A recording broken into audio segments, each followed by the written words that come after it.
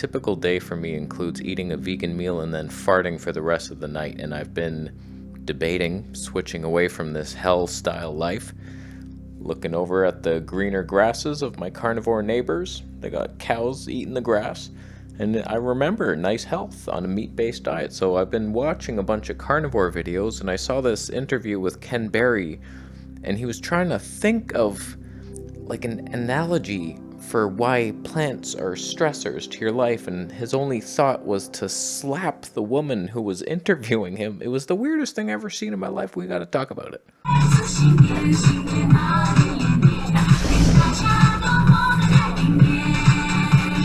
So I have been debating switching back to meat-based just to rid myself of this gas. It's ruining my house and my girlfriend's life, and something has to change here. So I've been debating, and I've been watching a bunch of carnivore videos, and this is not a hate video towards Ken Berry or the carnivore lifestyle.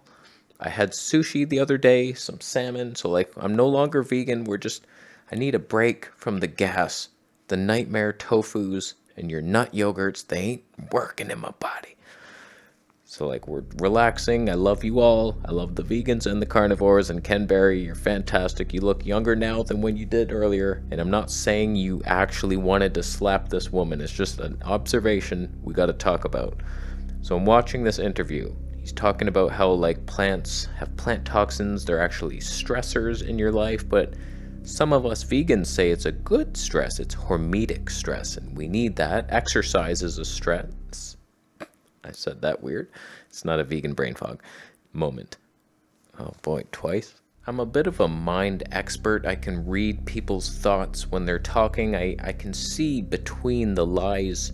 I know when somebody's like saying something that might not be true and they don't even believe it. So Ken Berry, he's trying to come up with an analogy, how plants hurt you, and he's stumbling on his words. It's a live talk. He's like panicking. I think we can just say, if I... And so this is the analogy he comes up with.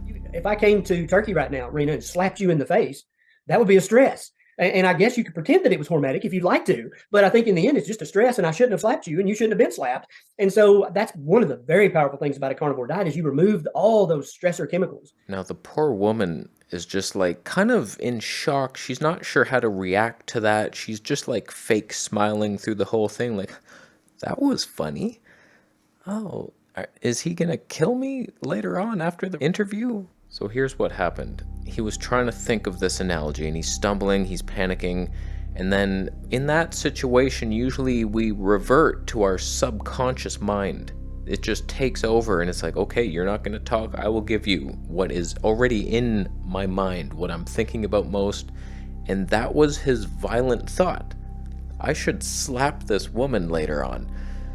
It was just like, that's what carnivores, it's a little more violent of a lifestyle. You're meat eating, you're killing, you're feasting on flesh, you're aggressive, and testosterone is boosting.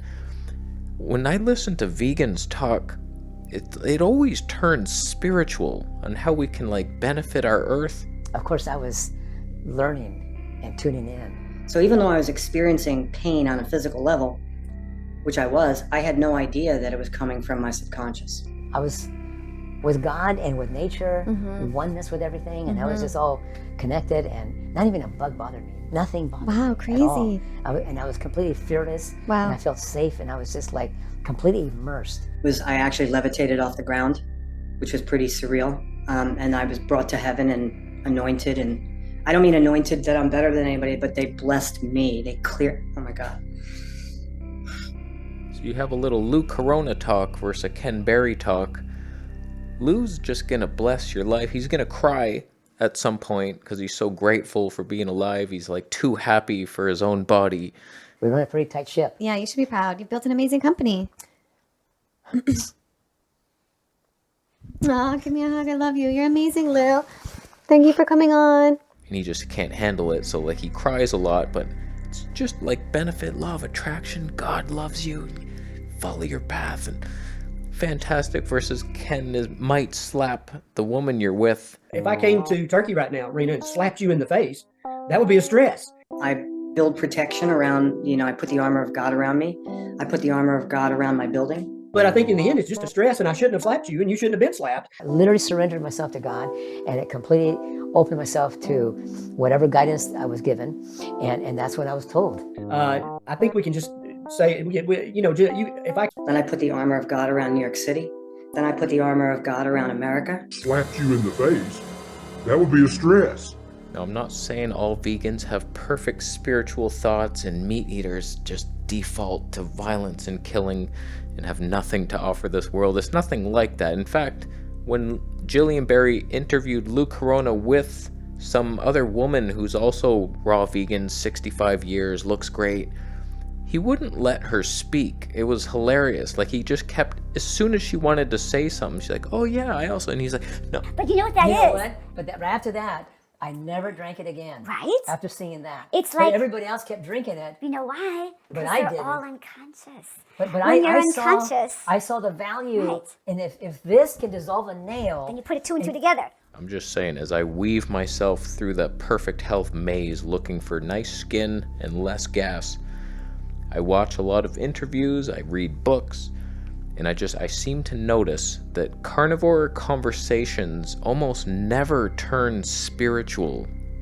or about God or anything. It's like they never want to better humanity. It's always left brain, I fart less, have great skin, I'm so satisfied, I have energy all day long. Never think about food. This is so delicious. Have you tried this air fryer? It's made of Teflon? Who cares? We're carnivores. It never turns like, vegans are always like, they're juice fast and they're like, I'm so connected to God and these plants were speaking to me, and it's like another level of ascension, although they lose their teeth and they often die young. Like, we get it. It's not a perfect lifestyle, either one. We're all freaks here. Well, let's be freaks together. I'm just saying, I fart too much to be in that hippie vegan club, even though I wish I belonged there.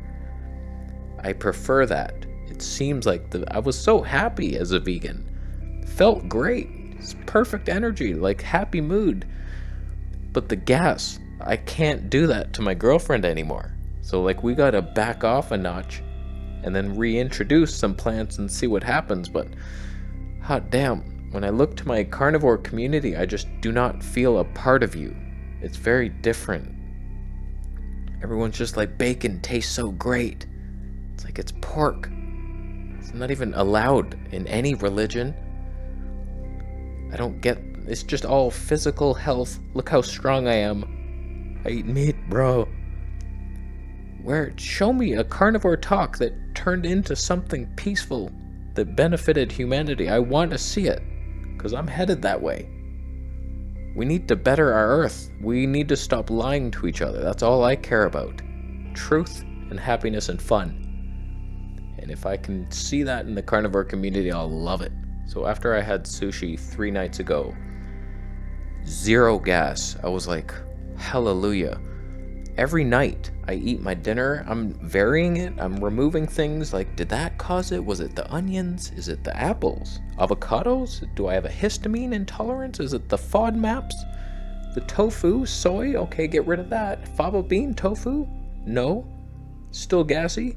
I can't remove anything else. I don't know what to remove. I've removed everything. So like, I started off balanced.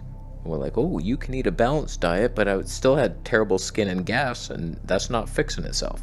So I had this one sushi meal, mostly like salmon, sashimi, little bit of rice, sushi with the salmon, no gas. I'm like, okay, I've eliminated whatever. The next day, I had my crazy protein shake, and then like canned sardines with some green peas and flax oil and stuff, and 0 gas again. So I'm like, okay, we're back. Like, just replacing nuts and bean tofu like things with meat, fish. I'm still eating vegetables, but I have no gas now. Fantastic. So like, I have to add in, like, did the tofu cause it? I still don't know. Is it the apples? We'll see, one by one. Slowly we will discover what the hell was causing sulfur gas to happen for 1 year straight. Every day. All day. Do you have any idea how uncomfortable it is? I'm the only one suffering with it. So when I'm watching vegan interviews, I feel like I'm with them. I relate. It's like, yes, of course. Yet the gas disagrees. So I don't know who to relate to now. Now it's all bodybuilders and meat, bacon, air fryers.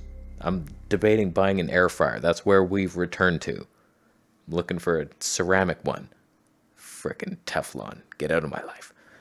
So have you noticed the same things? Carnivore interviews and talks are all left brain logic, never spiritual. And if so, what is the solution to that? Post it down below after you thumb up the video.